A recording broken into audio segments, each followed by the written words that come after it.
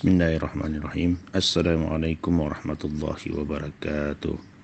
Alhamdulillahirabbil alamin wassalatu wassalamu ala asrafil anbiya'i wal mursalin wa ala alihi wa sahbihi rasulillah ajma'in, amma ba'du.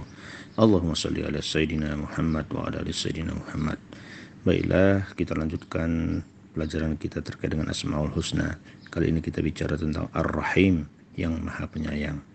Kata Ar-Rahim disebut sebanyak 95 kali dalam Al-Quran. Ar-Rahim memiliki akar kata yang sama dengan Ar-Rahman. Perbedaannya adalah pada tekanan maknanya.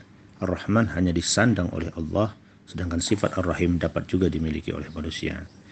Perbedaan Ar-Rahim dan Ar-Rahman menurut para jumhur ulama adalah sebagai berikut. Ar-Rahman adalah pengasih di dunia, sedangkan Ar-Rahim adalah penyayang di akhirat. Ar-Rahman adalah pengasih kepada semua makhluk, sedangkan Ar-Rahim hanya diberikan kepada orang yang beriman. Ar-Rahman adalah pengasih dengan satu kasih sayang, sedangkan Ar-Rahim adalah pengasih dengan 100 kali kasih sayang. Kata Ar-Rahim disebut sebanyak 95 kali dalam Al-Quran. Berdasarkan ketiga perbedaan ini, kasih sayang yang terkandung dalam sifat Ar-Rahim jauh lebih luas dan lebih besar daripada yang dikandung sifat Ar-Rahman. Namun sifat Ar-Rahim hanya tercurah kepada orang-orang yang beriman. Dan barang siapa yang mengerjakan kejahatan dan menganiaya dirinya, kemudian dia memohon ampun kepada Allah, niscaya dia akan mendapati Allah Maha Pengampun lagi Maha Penyayang. Quran Surat An-Nisa ayat 110. Allah juga menganugerahi manusia dengan sifat kasih sayang. Sifat kasih sayang ini seperti yang ditunjukkan seorang ibu kepada anaknya. Kasih sayang seorang ibu adalah model paling ideal yang dapat diteladani oleh anak-anak Adam. Sebab tidak ada kasih sayang makhluk lainnya yang mampu melebihi kasih sayang seorang ibu, termasuk kasih sayang dari seorang ayah.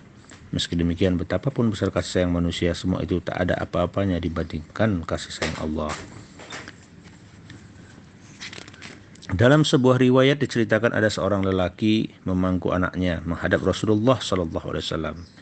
Rasul bertanya kepada laki-laki tersebut, "Apakah engkau menyayangi anak itu?" "Na'am ya Rasul," demikian jawabnya. Lalu Rasul bersabda, "Kasih sayang Allah terhadapmu jauh lebih besar dari kasih sayangmu kepada anakmu itu, karena dia adalah sebaik-baik penyayang." Hadis riwayat Al-Baihaqi. Rasulullah adalah contoh pemimpin yang mengajarkan kasih sayang kepada umatnya. Beliau memimpin umatnya dengan cinta, bukan dengan pendekatan kekuasaan. Karena itu Al-Quran menyebutkan bahwa beliau memiliki sifat rahim atau belas kasihan, sebagaimana dalam Surat At-Taubah ayat 128 yang artinya, "Sesungguhnya telah datang kepada kamu seorang Rasul dari kaummu sendiri, sangat menginginkan keimanan dan keselamatan bagimu, amat belas kasihan lagi penyayang terhadap orang-orang mukmin." Sifat Ar-Rahim ini kalau kita maknai dalam kehidupan sehari-hari kita, maka pemahaman ini sejatinya bisa diimplementasikan dengan menebarkan sifat Allah yang penyayang ini dalam kehidupan sehari-hari kita. Pesan sosial yang diminta dalam kalimat Ar-Rahim pertama adalah menyayangi diri sendiri dan sesama sehingga ada kepedulian sosial. Menyayangi diri sendiri ini bisa sangat beragam definisi, namun dalam konteks ini menyayangi diri sendiri terkait erat untuk menjauhi segala yang dilarang Allah dan melaksanakan semua yang diperintahkannya. Menyayangi seluruh makhluk. Yang kedua adalah menyayangi seluruh makhluk. Menyayangi seluruh makhluk berkenaan dengan menunjukkan sifat-sifat yang baik, akhlak yang baik, tidak hanya kepada sesama manusia, tetapi juga akhlak terhadap seluruh makhluk hidup, hewan, tumbuhan, dan lingkungan. Ar-Rahim sebagai sumber landasan sikap dan mental. Ar-Rahim tidak bisa dilepaskan dengan sifat Ar-Rahman. Dalam keseharian kita, pengertian kasih senantiasa bersanding dengan sayang, sehingga menjadi sebuah kasih sayang.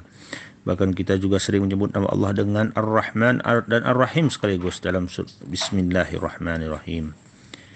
Upaya-upaya konkret dalam mengagungkan sifatnya itu berupa mengasihi dan menyayangi sesama manusia melalui perilaku yang nyata. Bukan cuma merasa prihatin terhadap orang-orang yang terkena musibah, tetapi juga ditindaklanjuti dengan amalan konkret sesuai dengan potensi yang ada. menunjukkan akhlak yang baik terhadap semua makhluk, termasuk misalnya tidak menzalimi hewan, tidak berkontribusi dalam mencemari lingkungan, mencemari udara, mencemari air, mencemari hutan, merusak hutan, ataupun membuat ancaman bagi kelestarian lingkungan hidup. Memberikan dukungan nyata dalam mewujudkan upaya kepedulian sosial dan kepedulian terhadap lingkungan hidup, serta menunjukkan solidaritas yang dijiwahi sifat saling menyayangi antar personel di dalam sebuah organisasi perusahaan. Menurut Abu Bakar radhiyallahu anhu, barang siapa yang mendapatkan perlindungan Allah dari sengatan panasnya api neraka jahanam pada hari kiamat, hendaklah ia menyayangi orang-orang mukmin. Inilah kelembutan hati. Dalam Kitabul Tanbihul Mughtarin Asy-Syara'ni halaman 48. Demikian pelajaran kita pada pagi hari ini, mudah-mudahan bermanfaat. Alhaqum rabbi fala takunanna minal mumtarin. Assalamualaikum warahmatullahi wabarakatuh.